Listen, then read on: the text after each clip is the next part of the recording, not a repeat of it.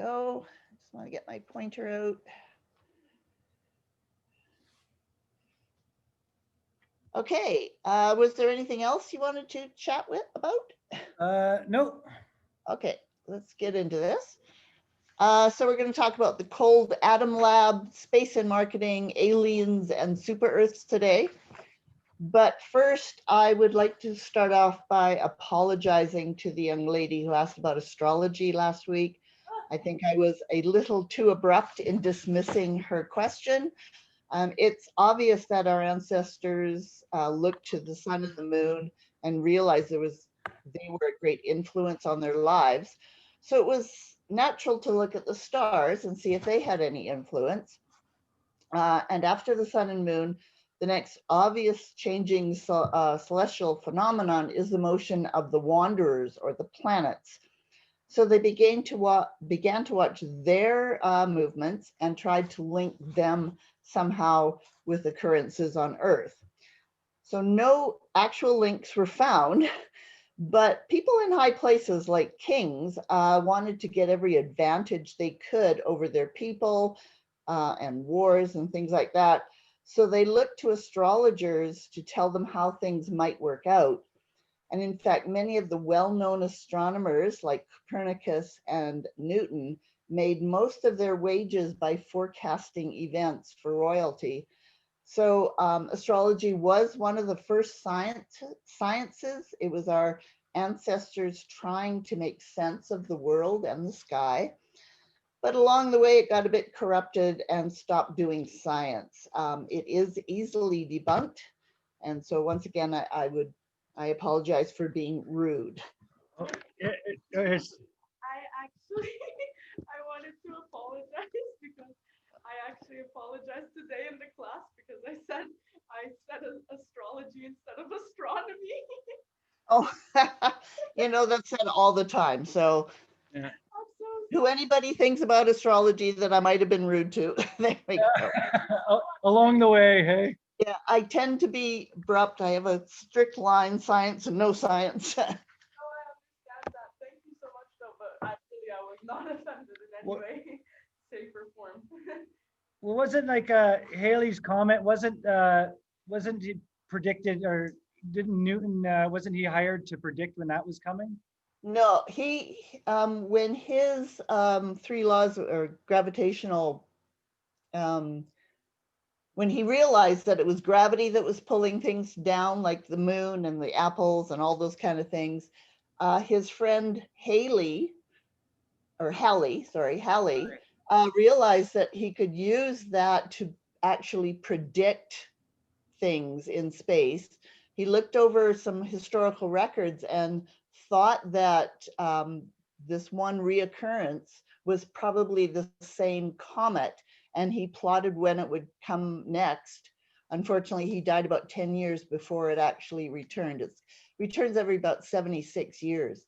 So Newton's formulas for gravitational constants and things like that showed that the sky, the celestial objects, are extremely predictable. You can tell exactly where they will be at any point in history or in the future. Cool. Okay, so let's go on here. I think it's got to be at least a year ago, and I think it was Jacob that brought up about the Cold Atom Lab. So 25 years ago, scientists produced a fifth state of matter, which really has extraordinary properties, totally unlike solids, liquids, gases, and plasmas.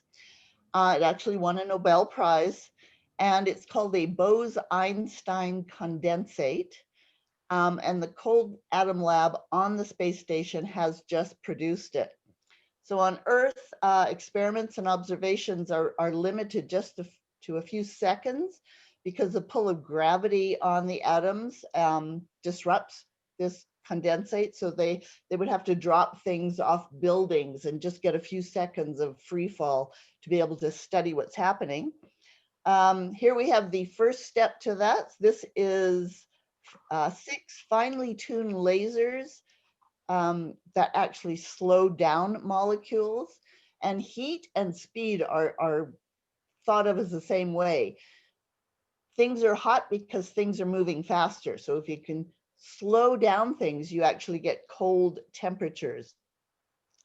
There is a 3-step process to do this. This is the first step. And this gets atoms down to 1/1000th of a degree. So that is the closest that we've ever gotten to absolute zero.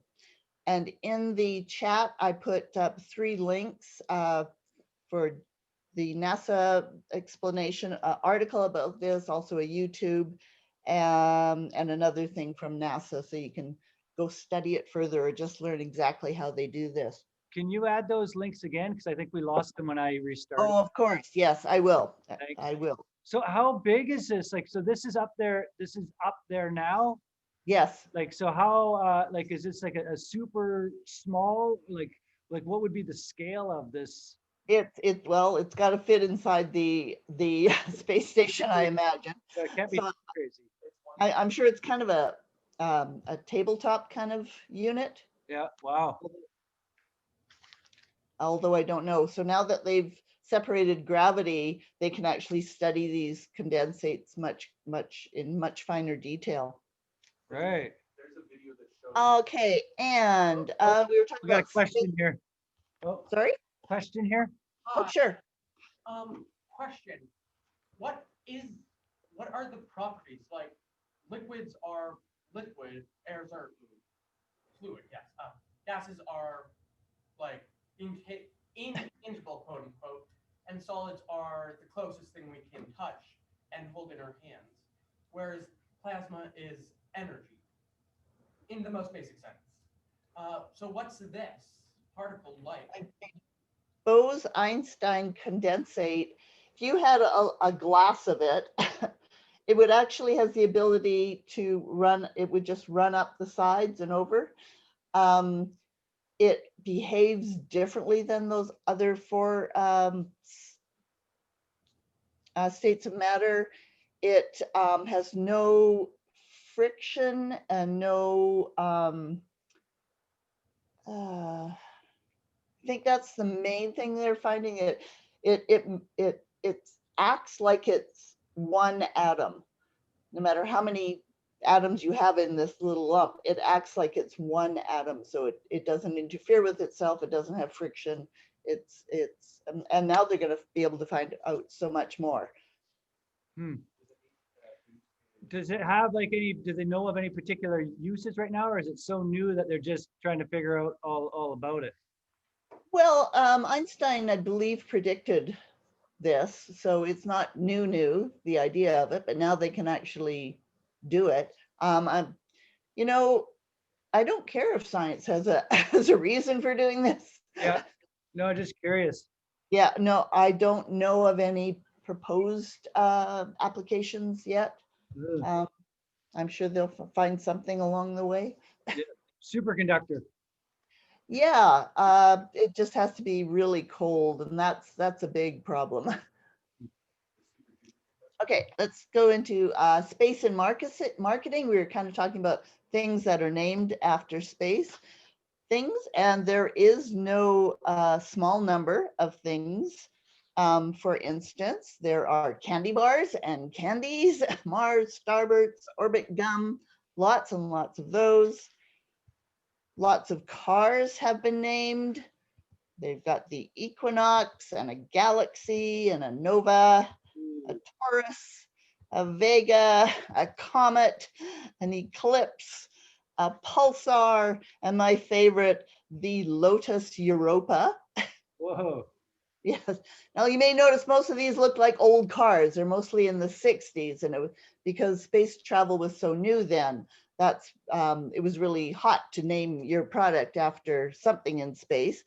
But some of them go back quite a bit further because man has always looked up to the stars. And here is a 1949 Studebaker Starlight. So we've always kind of looked to the stars for names and wanted to bring them, kind of bringing that celestial sphere down to Earth. And there are a ton of other ones that I could have researched, but you know.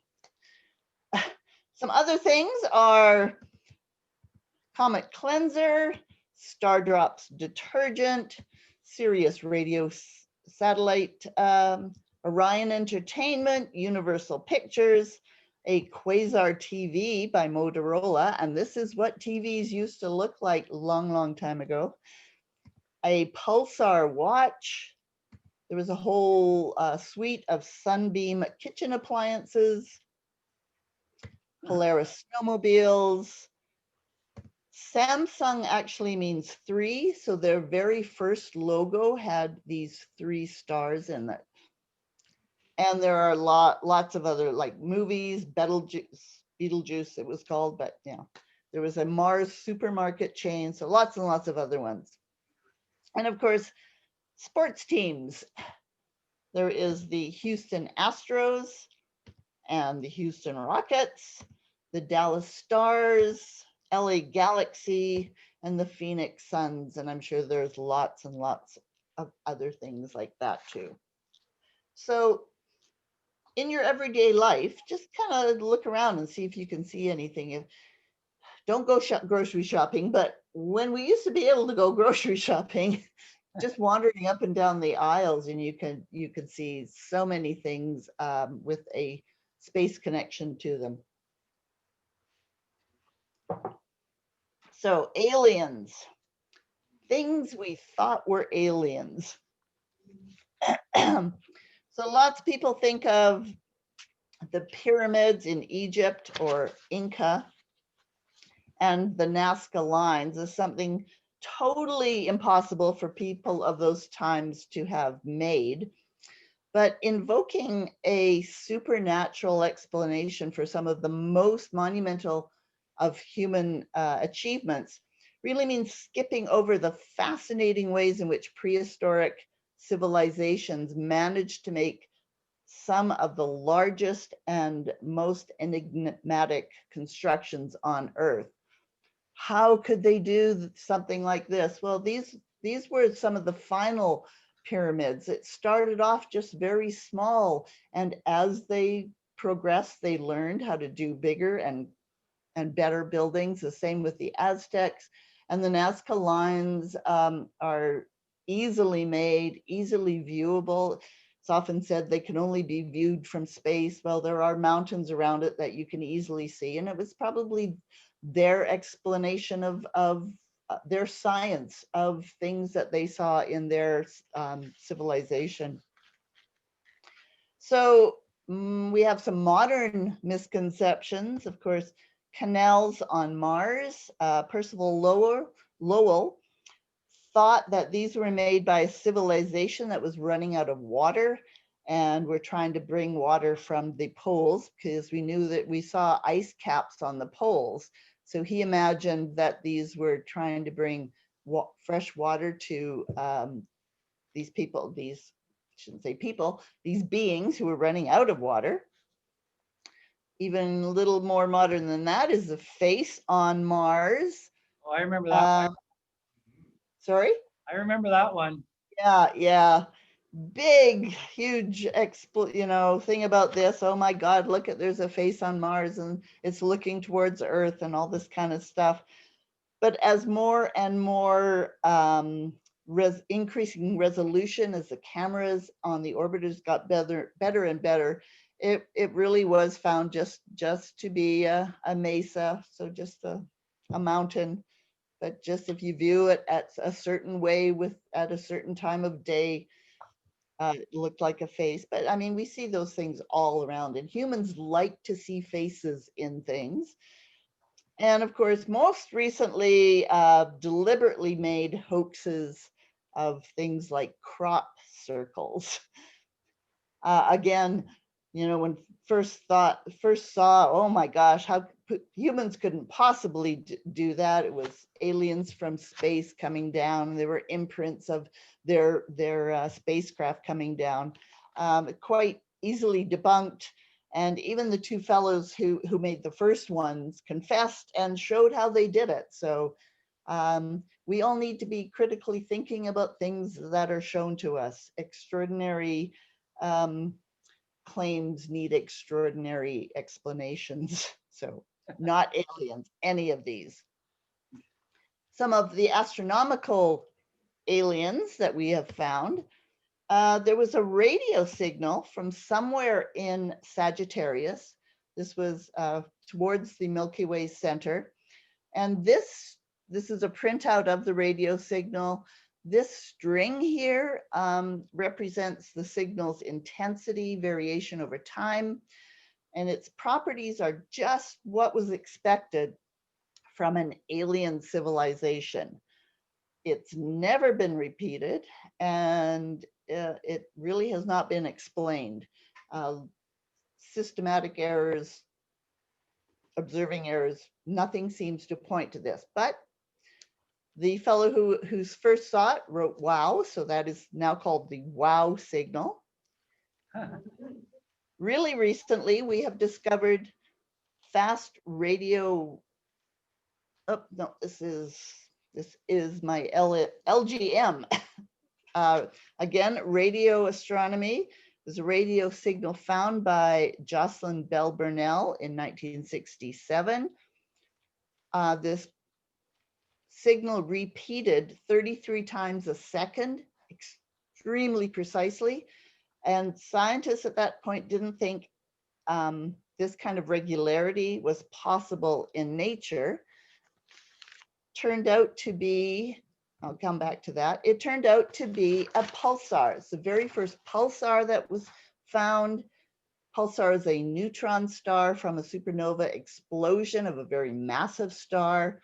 And here we can see it in different wavelengths. So we can see different constituents of this supernova explosion. And this is actually, so the pulsar is way down in the center here. And this is the disruption as it's spinning at 33 times a second. This one's about 6,500 light years from Earth. Was observed by Chinese astronomers on July 4th, 1054. They called it a guest star, and it was visible during the day for about 2 years. This is about 11, now it's about 11 light years across, and it is expanding at a rate of about 1,500 kilometers a second, which is 0.5% speed of light. So even though it's going that fast, no human would be able to notice that. Easily visible in a telescope, and it is Messier 1, the very first object recorded by Charles Messier. Back to this one up here. This is a fast radio burst. So most of this is static or background noise, but you can see this very defined signal there. They are millisecond bursts of very strong radio emissions. Just a few were found up to a few years ago when CHIME, the brand new telescope down at the Dominion Radio Astrophysical Observatory just south of Colleen, once they got up and running, they're finding fast radio bursts everywhere. Really not sure. They all seem to come from outside our Milky Way galaxy, something that was not predicted at all. So it was a surprise to find this kind of signal. The latest one that's been found is actually within our Milky Way galaxy, and it is from, they think it's from a magnetar. So that is a neutron star with an extremely strong magnetic field. But again, surprise, and have really no idea what these fast radio bursts mean. Originally, they were only, they were non-repeating. So you just get a burst of this. You could tell kind of the general area in the sky that it was. But CHIME has actually found 3 or 4 ones that repeat quite regularly. And they're not attached to an object? No.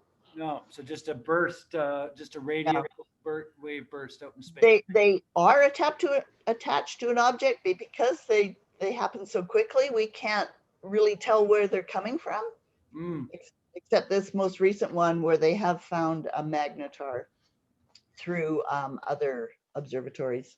right. Okay. So yeah, something new all the time. There are two things that we absolutely do know that are alien. The first one was Oumuamua, discovered October 19th, 2017. It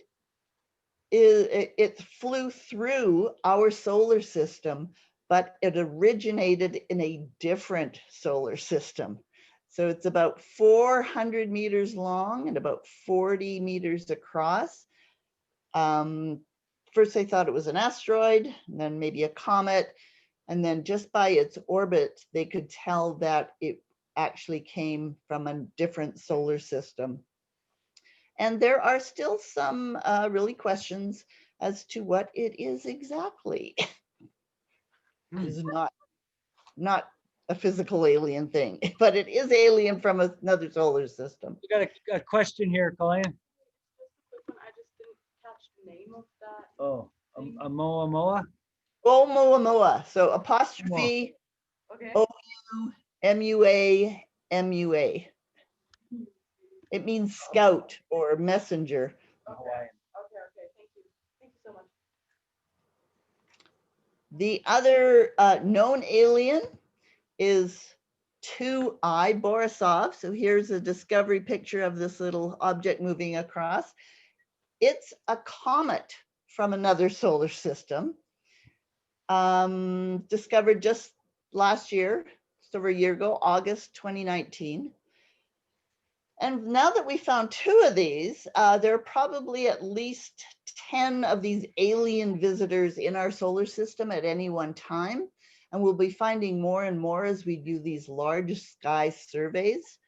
We're looking for the Pan-STARRS survey. We're actually looking for asteroids that might bother Earth, but we'll be finding these other objects that we know because from their orbit that they've come from somewhere else, and which probably leads us to think that some of our asteroids and comets are visiting other solar systems also. So there are little aliens all about. They're just not people or living beings.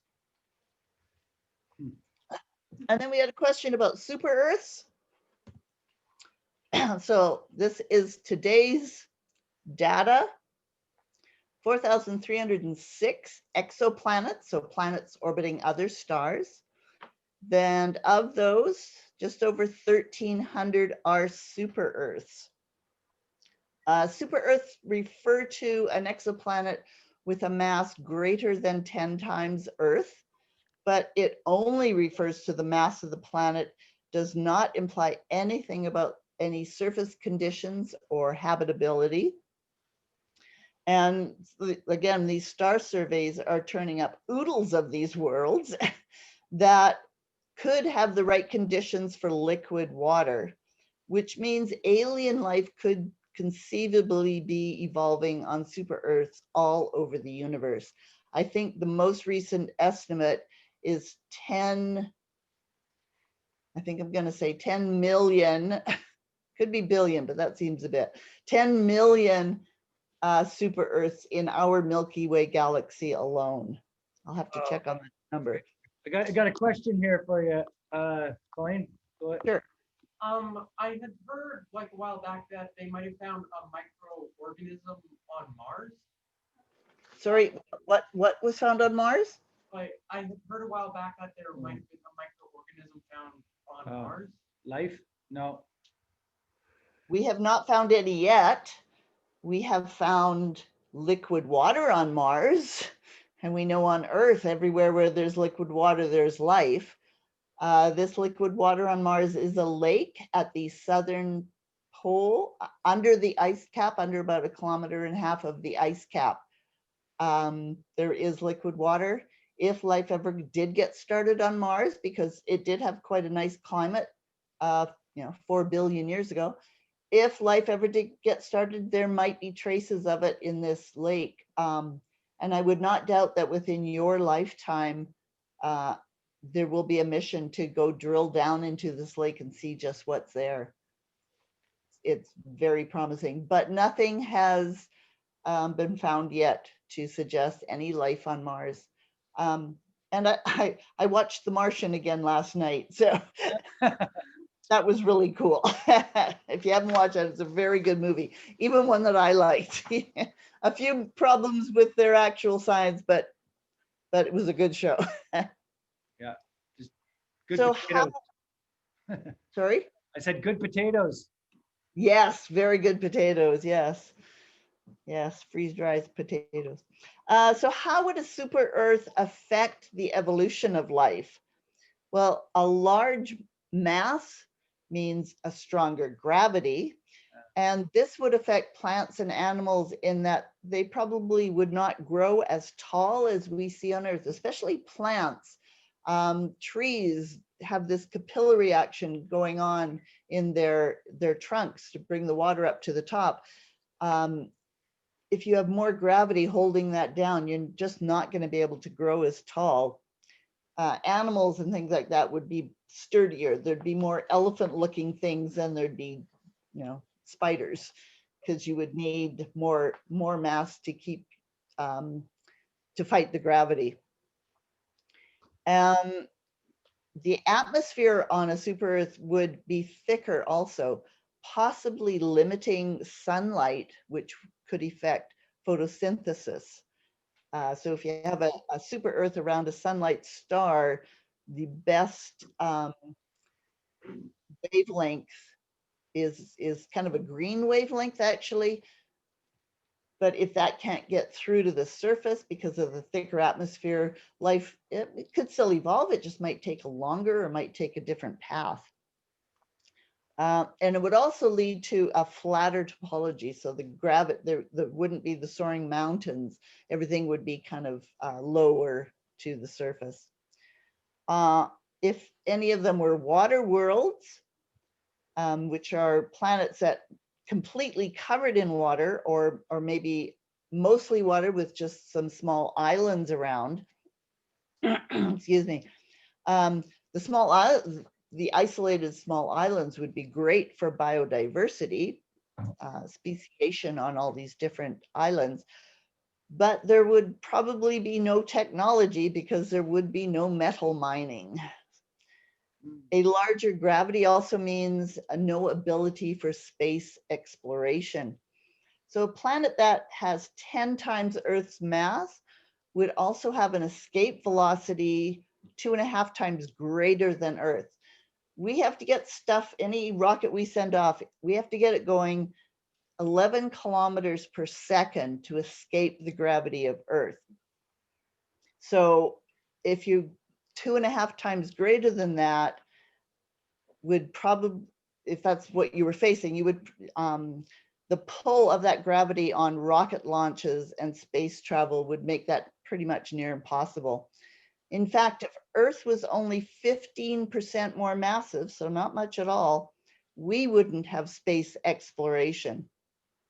All the energy sources that have been studied on Earth, and this was really big when rocketry just started, every combination of anything that could produce a force was considered. And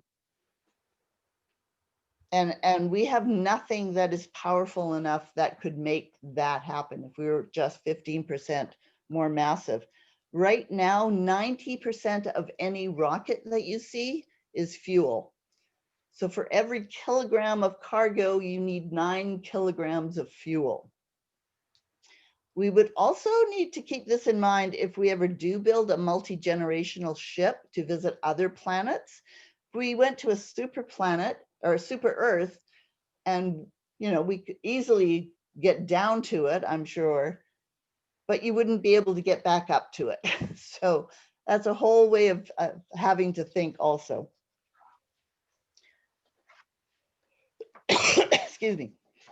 So also an increase in mass would also lead to the exoplanet retaining more heat for a longer time. And this could have two consequences. it would either sustain the plate tectonics for longer. Plate tectonics seem to be vital in regulating the carbon cycle. So the climate, Earth, because it has plate tectonics, most of its carbon is actually in the interior of the Earth. And we can see what carbon is doing to our atmospheres right now. So if you don't have plate tectonics, you're not going to be sequestering that large amount of carbon away. So, or the other scenario would, more heat would prevent the differentiation. So the heavy metals wouldn't sink to the core and then have a mantle and a crust on it. And this inability of the heavy metals to get to the core could mean that there is no magnetosphere. So on Earth, we have a solid core, then we have a liquid solid iron core, a liquid iron core that goes around, and its motion is what generates the magnetic field. So if you have an undifferentiated world, it wouldn't have that magnetic field. And magnetic fields are really important for deflecting cosmic rays, which can do damage to evolution, and for retaining the atmosphere. If you don't have a magnetic field, the solar radiation, the solar wind can strip off the atmosphere if it's not protected by that magnetic field. So for super Earths, there are kind of 4 possible compositions, kind of according to their density. So we have low density super Earths would be composed mainly of hydrogen and helium. They'd be like kind of mini Neptunes, even mini Neptunes maybe. You would have an intermediate density could lead to that water world type of thing, where water is the main constituent, or you could have a dense core with an extended gaseous envelope, kind of like a gas dwarf. If you have a high density super Earth, it would probably be rocky and or metallic like our Earth. So that is all I managed to put together for you this week. I'm hoping you have lots of questions. Nice. We get the lights, bud. Sharing. There we are. We are. Any questions? Any questions, gang? I went through all mine. Yeah, yeah. Sorry? Oh, I had gone through all my questions. yeah. Oh. Jace asked you. I guess the question I would have would be kind of, it's not even necessarily related to this, but just the new crew that's gone up to space. Yeah. So they're doing all kinds of different stuff up there, and they have, do they have more people up there than they have ever had? They have 7 up there right now. Yeah. And Usually it's 6 astronauts. Yep. So 7 is a little bit more. There have been up to 9, but it's usually 3 or 6. And what, I guess, Send up 3 at a time. So now we can do more. and what, like, it's just like thinking about like who goes up is important, right? Like, what are they going to be studying up there? What are the tasks that they're doing? Like, would someone be getting to go up because they are a specialist on the Einstein, that one particle? So I found out not that long ago, and I was quite disappointed about it, that most astronauts are just highly trained technicians. They're not necessarily interested in the things they're studying up there, but they know how to run the experiments. They know how, you have to be able to fix the space station and all that kind of stuff. They're not astronomers per se, but of course, if you look at any astronaut's background, lots of them are doctors or scientists. They have 2 and 3 PhDs, so they have just a wide array of knowledge on a lot of things. So they may not know what they're doing for some of the experiments, but they know how to do the experiment and get the results. Right, right. Cool. All right, well, maybe we'll just go around the room and see what people have to say. Oh, Jace has a question. Sure. So we have this technology to have a space station. Why don't we have a moon base? That is our next step. The Artemis program. It's running into some budgetary problems at the moment, but the plan is to have permanent, put a man and another man and the first woman on the moon by 2024. Part of that whole thing is building something called the Gateway, which will be just like the ISS, except in orbit around the moon. So that's where they'll send the astronauts first. That's where they'll send supplies to build, and then eventually, and they hope soon, to have a permanent place on the moon, permanently occupied place on the moon. I mean, I'd volunteer. Did you say, sorry, you said the first one is going to be something that orbits the moon and then it's going to be a base? The Gateway, yeah, The yeah. Gateway. Oh. Now, I've also heard some people who are working on the Gateway that the Artemis program of landing people on the moon and the Gateway have kind of split. There's a lot of budgetary things that need to be worked out. I think 2024 is quite ambitious. SpaceX will easily be able to get there, but I'm not sure the, I think it's the Orion spacecraft by Boeing, I think it is, and NASA is running their own SLS and capsule things. They seem to be not quite up to speed yet, but they're certainly making a good try at it. Jace? Now, would it be on the surface of the moon or just orbiting? Gateway will be orbiting, so it'll be a stop on the way to the moon.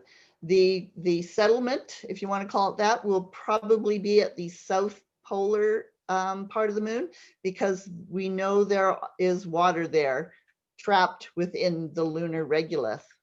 Some of the craters down at the South Pole, parts of them never get sunlight on them. So there are permanent caches of water-bearing dirt, regolith. And water is really important, not only for the astronauts to drink, but they can also make hydrogen as fuel and oxygen to breathe. Right, right. Any other questions? Get the light. Oh, yeah, we got another one. Oh, okay. There we are. Yes. I just wanted to ask about the alien thing. I was so shocked that there was like actual like a few things that were actually like confirmed or kind of to be like alien life sources somewhere. My question is, how do you think that will develop in the next few years? I mean, you can't know obviously because none of us do, but like how, like from a logical point of view, would you think that would develop? Like, do you think there'll be like more communication if like when there's something out there, like, you know? Yep. Yeah. So any astronomer you talk to will tell you that the universe is teeming with life. And all the astronomers also agree that there will never be any communication between us and anybody out there. That would require exquisite timing for two civilizations to reach the same radio. You know, we could send a radio signal out, but if nobody has developed the technology to catch it. Yeah, true. And also the distances involved. So the closest planet, which is not habitable, but the closest planet is 4 light years away. So we could, if there were beings there, we could say hello, but we would have to wait 4 years for them to get the question, figure out what we've said and send back. So that's very optimistic. Most things, most planets will be hundreds, thousands of light years away. So you're not going to say hello and take 1,000 years for that to go.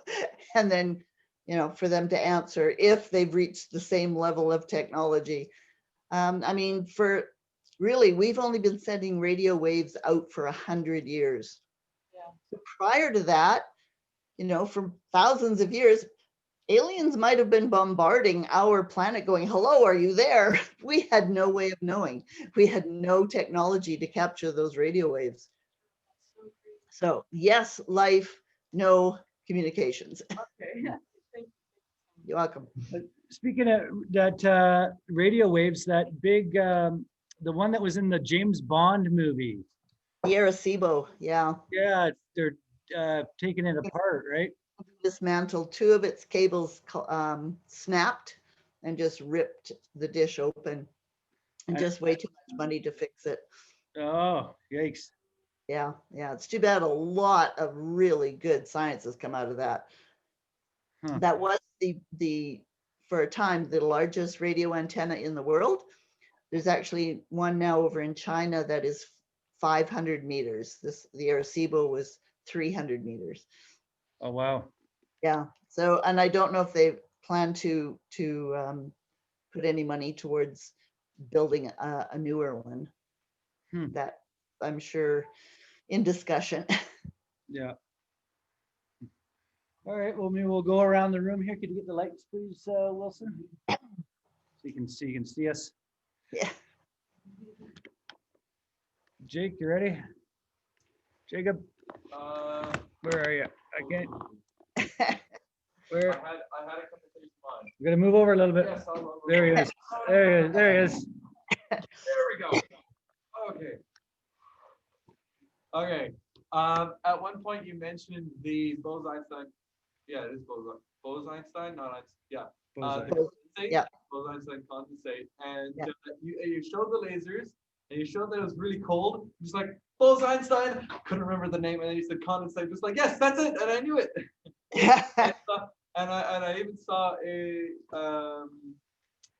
video that was done about the thing that produces it on the space station, and the actual area of the space station that is dedicated to this research. Yeah. And the fact that they have to run it when the astronauts are sleeping. Why? I can't remember why, but they only run the machine when the astronauts. So I put into the chat those links. And I haven't had the chance to watch them, but one of them might talk about that too. Yeah, and then you mentioned the people who actually go onto the space station, and I thought Chris Hadfield, because he was in the Air Force, and I wasn't too sure if he did it through the Air Force. Like, when he went up, it wasn't through the Air Force. It's just that. No. Yeah, but useful thing on his. That's what got him. That's one of the things that got him up there. But you mentioned like the PhDs, and I thought like getting multiple PhDs, because when I think of a PhD, I think of like this 10-year program. So by the time you finished it, you're what, 35, and it's like at some point getting out. In my idea of getting a PhD would be interesting. I have thought about getting that sort of doctorate, but that's It's a big commitment. That's It's a long time. in school. It is. Yes, it is. And expensive. And like I say, some of these have multiple PhDs or multiple masters. Yeah. If you read Chris Hadfield's, I have his book, and he's got a real mindset for performance and what he needs to do to get to here, to get to there, to get to there, and it's like, wow. The most amazing, one of the most amazing things to me about him is at one point he thought, oh, so we're launching from Russia a lot. I should learn Russian. Now, and he was at the stage where he wasn't even, chosen for anything yet, but he thought that would just give him a little edge, and it certainly did. Huh. Cool. Jace, any thoughts on today? That's all right. You don't have to, Ali. Thoughts that would sound stupid. Conrad, any takeaways? Not today. Newman? Landing on a fully water planet, that would be just kind of interesting in how we do that and then not sink. Because whenever we land back on Earth and we land in the ocean, we start sinking. And if the boat doesn't come get us, we die. So just how we would manage to do that on a water planet is Okay. an interesting idea. That- Most of our Earth landings are water, but only one spacecraft has ever sunk. Yeah, It was one of the Mercury ones. They have flotation devices that can, surround them. part of them started. And all the Soyuz spacecraft land on land. Uh, Yeah, that's kind of a hard hit. But And I guess taking off from water would be different if you had that technology, right? yeah, if you go down to a water world where there's no technology and no land that you could build, We just might be stuck there. Yeah. Just outline. Brings a new meaning to the term solar sailing. But way at the back, Lucy.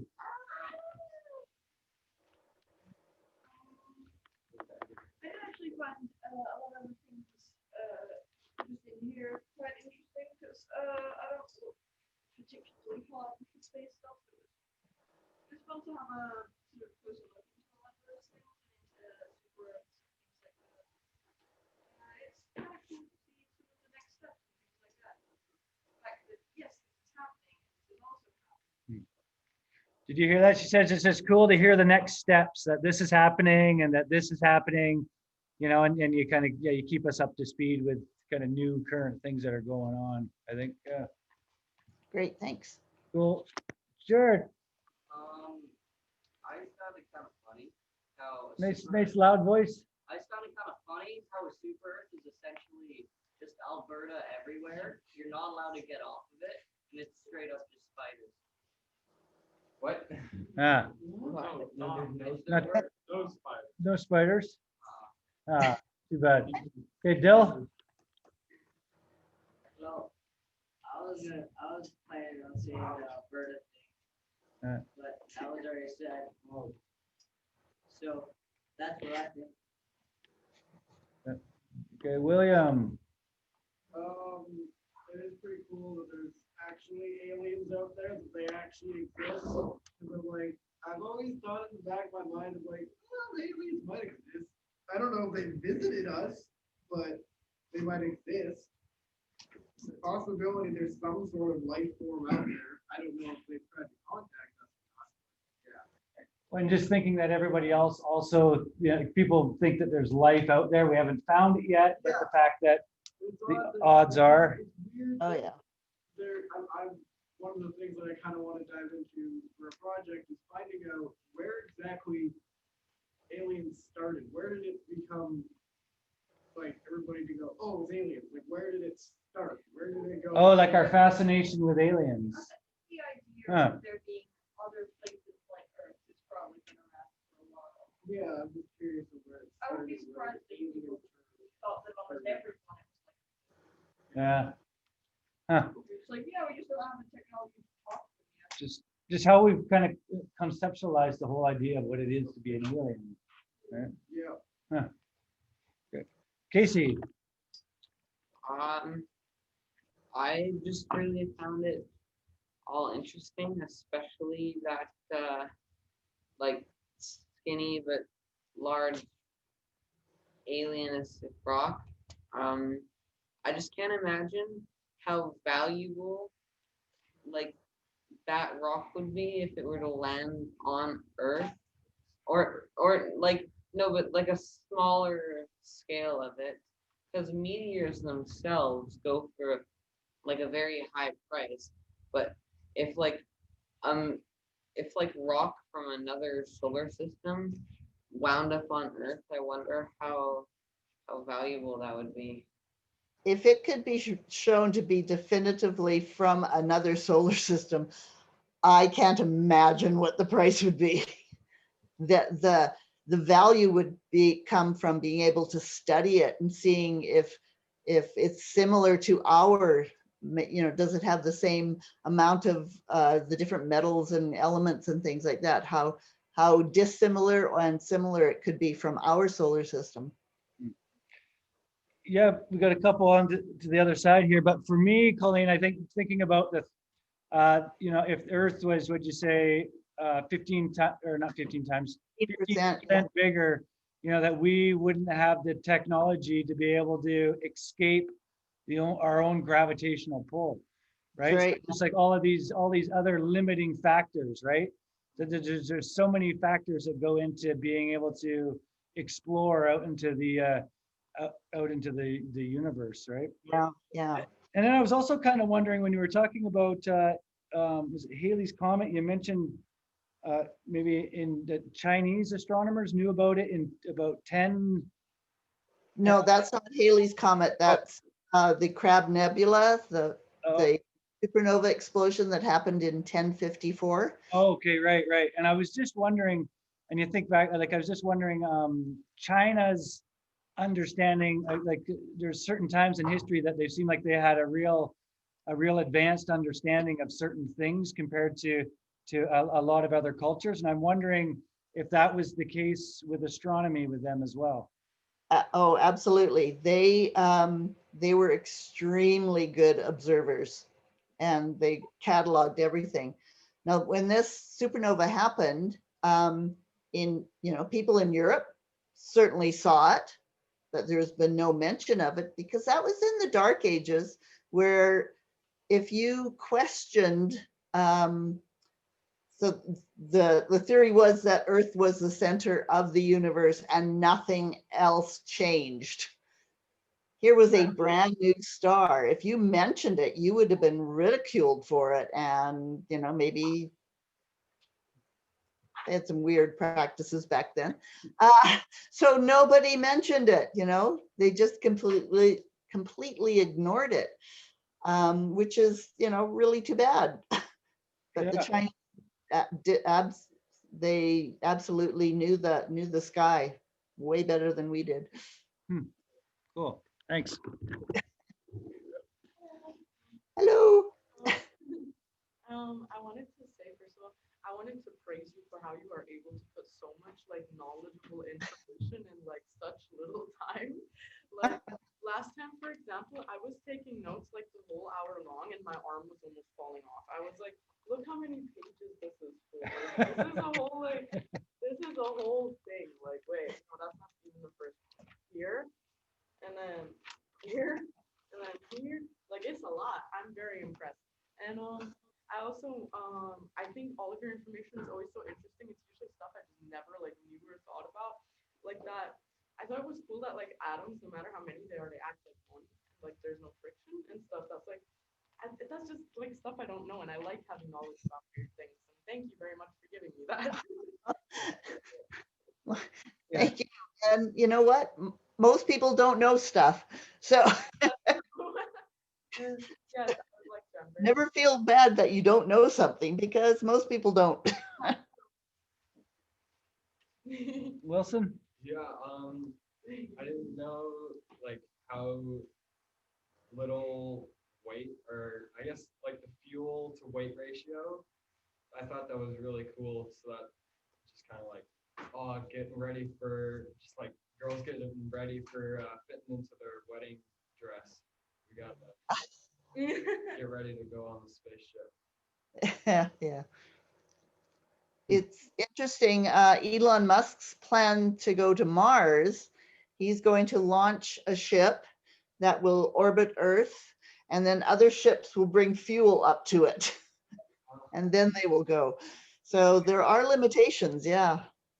Oh, because they're going to be wasting so much just to initially get out, just to have to get stuff up there for the astronauts for their trip, and for probably at least a year on Mars.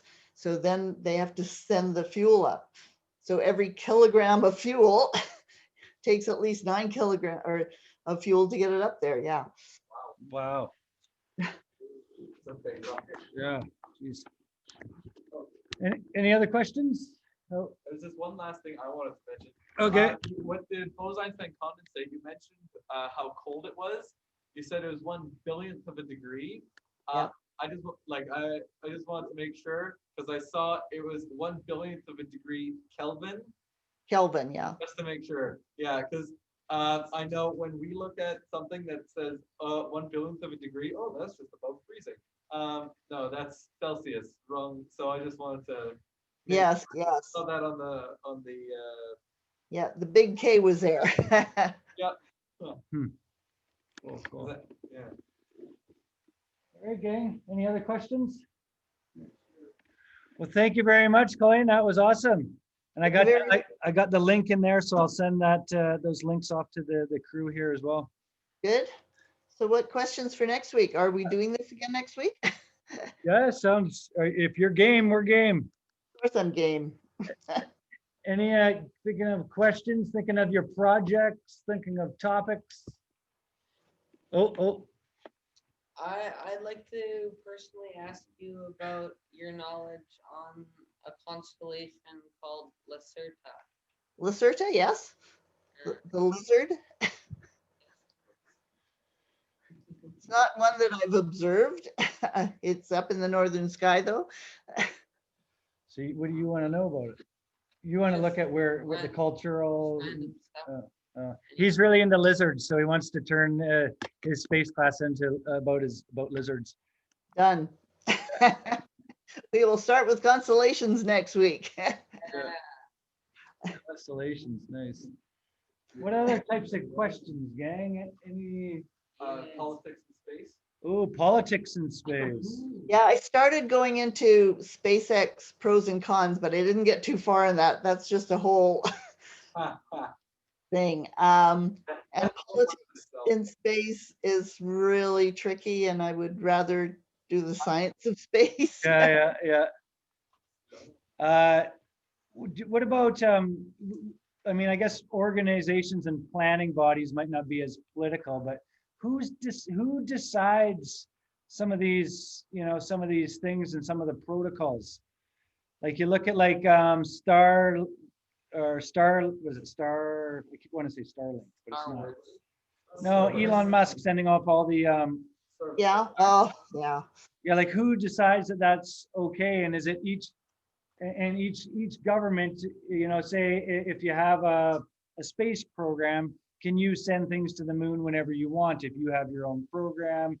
Like who decides how much satellites can go up for telecommunications, and I don't know. And then who decides what happens to all these decommissioned stuff? Is it just the Wild West, or is there, you got to deal with your stuff?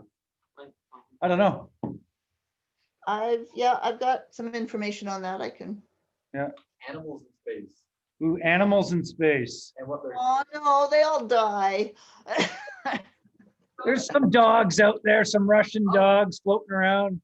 Yeah. Well, like I guess fruit flies have been studied a ton, right? And all different types of. Oh yeah. What about experiments that we learned a lot from? Probably lots, probably all of them. For instance, everybody has a cell phone, right? You take JPEG pictures with your cell phone. JPEGs were invented, designed, discovered, to get pictures back from the Voyagers as they went past Jupiter and Saturn. They needed a way to condense the information to get it back to Earth. Huh. So JPEGs. That could be space in our everyday life that we just, as part of our life, it's ingrained, but we don't have no idea. There is tons. Like my Velcro shoes. Yes, exactly. Teflon, Velcro, JPEGs. Yeah. Space in. I coded it in my phone to give me the image that NASA takes every day. Oh yeah, nice. Any other ideas? I was just wondering, Oh, Oh, we got Wilson Stocking. He's got his, I was just wondering, like, what's the most interesting thing to you personally about space? and you can talk about that if you want to. I can answer that one right now. It's really cool. Just like right now, just like a quick, like, this is like, not like an extended answer, just like a quick, this is. A really quick answer, yes. The most interesting thing to me in space is that space goes from string theory, so the extremely small, to cosmology, which is the study of the universe, and everything in between. People got to find someplace, something in there that's interesting. Personally, I find it all interesting. I want to know about it all, but I know that's not going to happen, but I try. All right. Cool. Okay, I got some things to work on. So we got your homework for the week. Have my homework, thank you. Well, thank you very much, Colleen. Very welcome, thanks for inviting me. Bye-bye. Thank you. I'll get that, Yo,